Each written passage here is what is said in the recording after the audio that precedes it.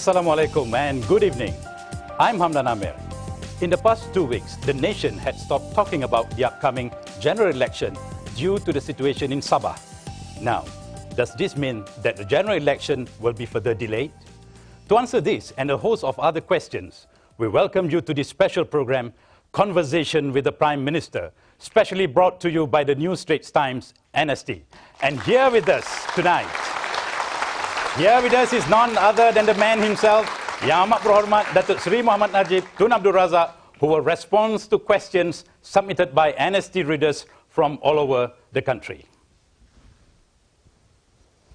Datuk Seri, it's really a great pleasure to have you, sir, on this special program. Thank you. Datuk Seri, Malaysians have been waiting for the general election for quite some time. I have to ask you, sir, are you ready now to call for the general election? I've been waiting myself. Well, you know, I mean, when we call for the general elections, first of all, it has to be predicated within the ambit of the Constitution. That's quite obvious, and we will do it within the context of what is allowable within the Constitution. But more importantly, when I took over office in 2009, you know, I introduced a raft of reforms for the country. Basically, we call it the transformation agenda for the country. We were set to really transform the nation because we wanted to achieve Vision 2020. And we know that it's quite a challenge for us to bring Malaysia to that level, to greater heights. You could have called the election at that time, sir. Yes, but I wanted to face the people and show to the people that our transformation agenda is actually working, and that there's real progress in the country, real change is taking place, and that we are delivering, and people can see for themselves, people can feel the results. So I needed time, because as you know, when we plan things, between planning and execution and delivering, it does take time. But Alhamdulillah, I'm very pleased that the outcome has been positive. That's you know, the whole host of macro figures indicate that we've been able to achieve beyond our expectation. Within 4 years? Within 4 years. I mean, for example, the external global economy is so weak and uncertain. And Malaysia is able to perform in the sense that we're bucking the trend. I mean, look at the Eurozone countries. The economies there are contracting. Look at the United States. They're talking about 1 or 2% growth. But Malaysia, last quarter, we achieved 6.4%. And I can quote you, I can reel off you know, the kind of statistics that indicate that we have built a very strong resilience in terms of our national economy. And when you talk in terms of benefit for the people, within 3 years, from 2009 to the end of 2011, our GNI per capita, you know, grew from 6,670 US to 9,970. That's roughly about 49%. There is no country in the world that has achieved that kind of result. So when we go to the polls, when we seek a fresh mandate from the rakyat, from the people, we are going on a very, very solid track record.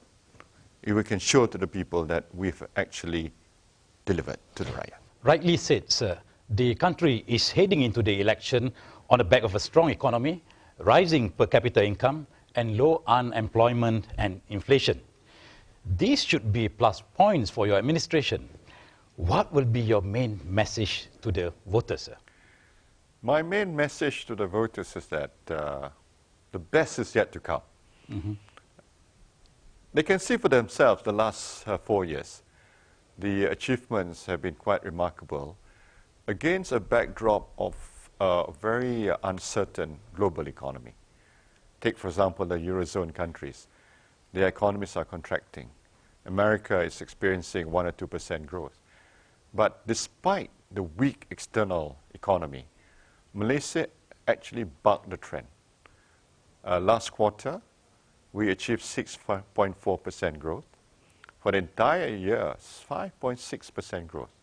And what is more remarkable is that when we started this process, 2009, our GNI per head was 6,700 US per head. After 3 years, end of 2011, the GNI per head reached 9,970. And that is a 49% increase in GNI income per head. No other country in the world has achieved that level of improvement in income per head. So, we're going into the elections based on a very, very sound track record. And our message to the people is that, look, we've done so much over the last 4 years. If you give us the mandate, I assure you we'll do even better the next 5 years. Datuk Seri, we receive thousands of questions via email for this special session from NST readers. Now, we have listed some of these most popular questions. Now, with us tonight on this show are some of those who have submitted the questions. There are some who are not able to join us on the show. Now, I would like to read out to you, sir, a question from Mr. Bulbe Singh from Seremban, and his question goes, whatever the others may say, I know you will win, and win quite comfortably in the coming election. How do you think the Barisan Nasional BN will fare? I would say that we are cautiously optimistic. When I say cautiously optimistic, because when it comes to election, we cannot take anything for granted. Mm-hmm. But I'm very encouraged, by the fact that, the response from the people, especially when I go around, I see them turning up in big numbers. I see them looking, excited and looking forward to meeting me and, shaking hands with me. And at the same time, we've done our assessment, our numbers and all that sort of thing. And we believe that the Rakyat is behind us, and the Rakyat feels that their future is more secured with Barisan Nasional. Mm-hmm. All right, thank you, Datuk Seri. At this point, sir, please allow me to move closer to our audience, as I would like to take questions from them. Sure. The next question is from a reader who the NST has invited to be with us on the show. Now, let me invite him to put forward his question. Assalamualaikum warahmatullahi Datuk Seri, and salam satu Malaysia. My name is Razif Muhammad Razali, and I'm from Georgetown, Pulau Pinang. The question I would like to pose is, what are the steps taken by the government in terms of electoral reforms? Thank you. Let me say categorically that elections in Malaysia have always been free and fair. If elections have not been free and fair, we wouldn't have lost the 2/3 majority at the last general elections in 2008, and we wouldn't have lost 5 states either. And Kelantan, as you know, is under opposition rule for the last more than 20 years. Nevertheless, we are committed to strengthening the electoral process. To that end, we have established a electoral select committee to strengthen the electoral process. We considered some of the demands by various groups, and most of the demands have been met. The demands by the Bersih, for example, 7 out of 8 of the demands have been met. For the first time, we will introduce indelible ink in this forthcoming or upcoming elections. For the first time, Malaysians will be living overseas will be allowed to vote. And the Election Commission is scrutinizing the electoral list to make it as accurate as possible. So I can assure you that the government is committed to strengthen the electoral process, and will do whatever we can to ensure that objective will be met.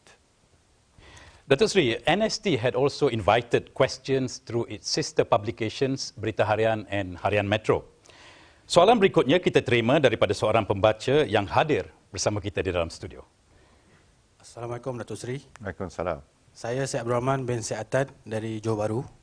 Soalan saya, sudahkah Datuk Seri melengkapkan senarai calon Barisan Nasional yang akan bertanding dan apakah kriteria utama pemilihan mereka?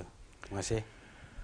Hampir siap, tetapi senarai calon ni bila tiap-tiap kali kita tengok senarai calon ni, kita rasa nak buat perubahan. Tapi mungkin kalau ada masa lagi, kita semak belik-belik, terfikir mungkin ada calon yang lebih baik.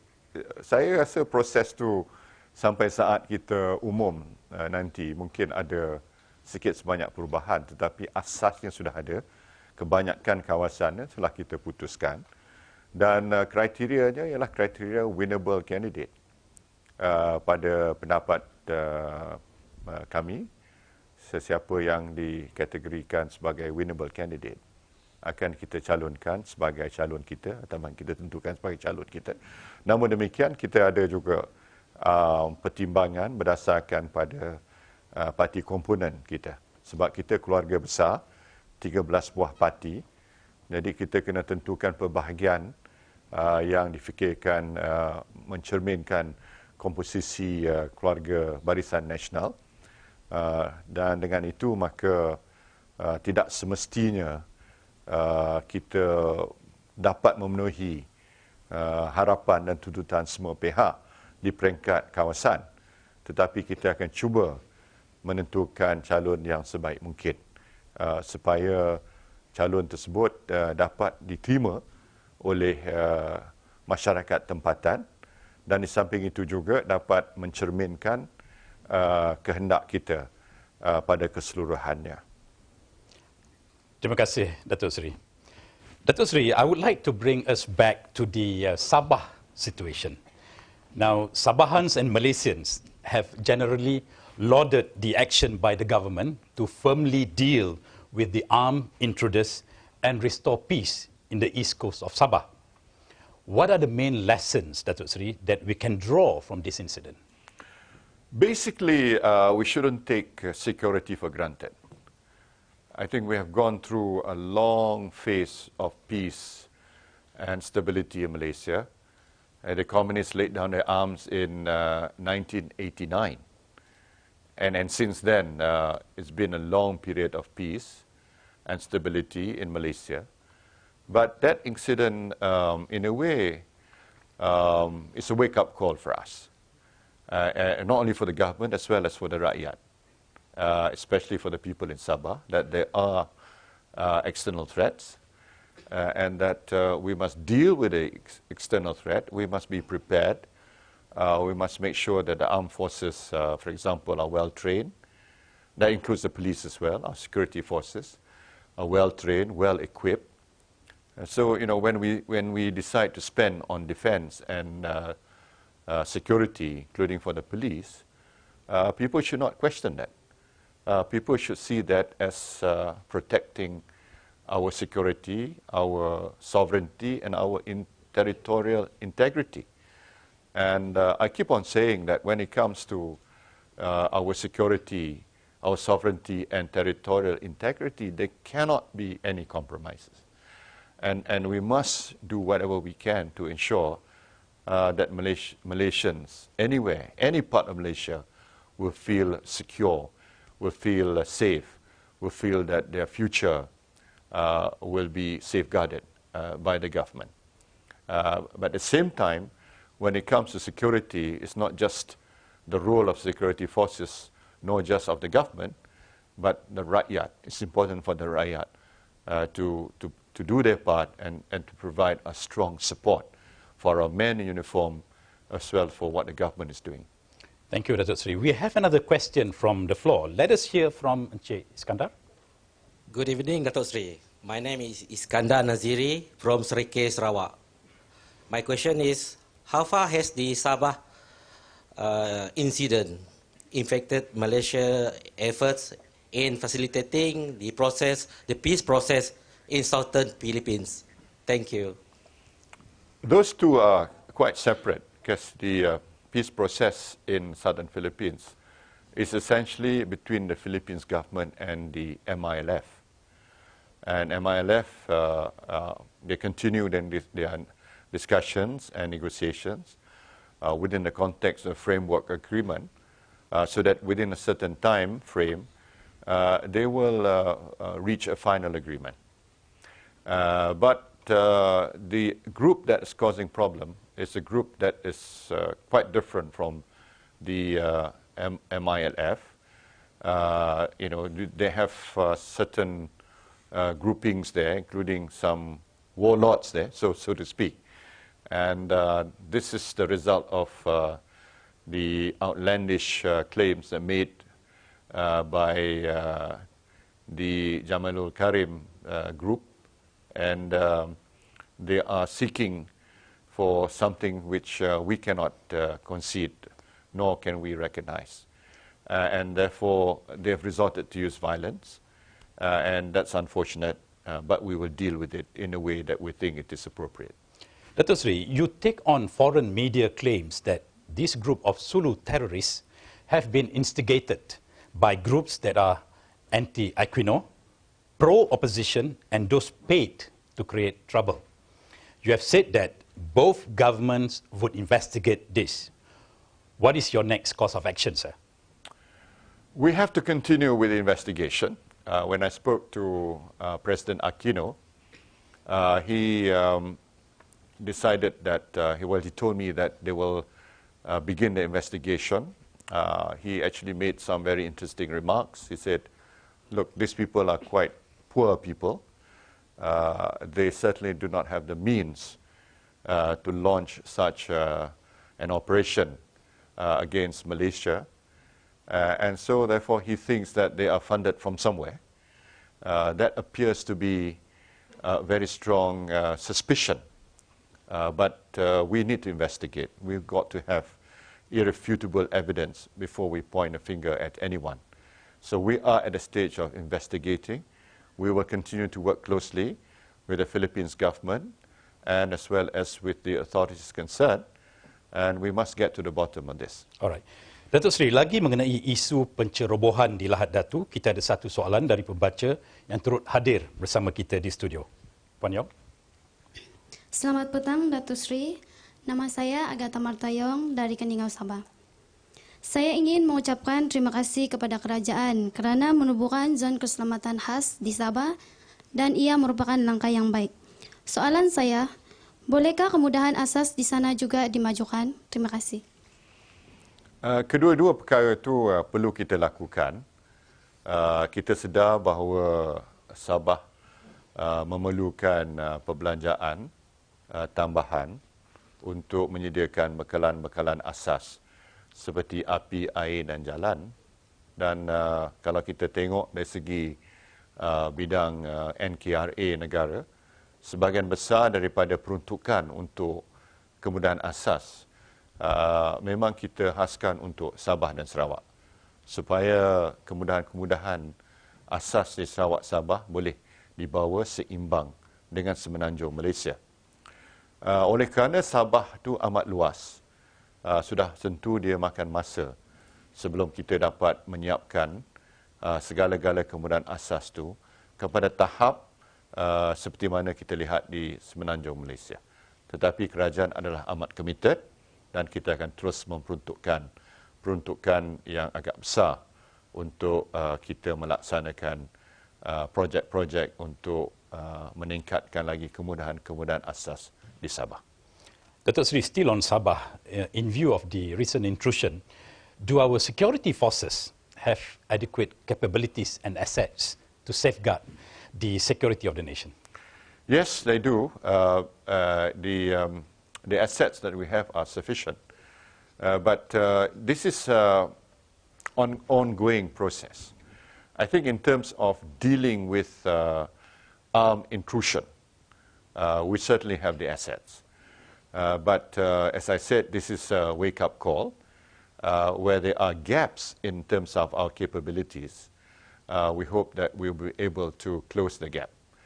For example, the coastline of Sabah is simply enormous. I mean, the eastern seaboard, we're talking about 1,500 kilometers of coastline. And that's a huge area to cover. We certainly need to put in more assets. We certainly need to have better surveillance system.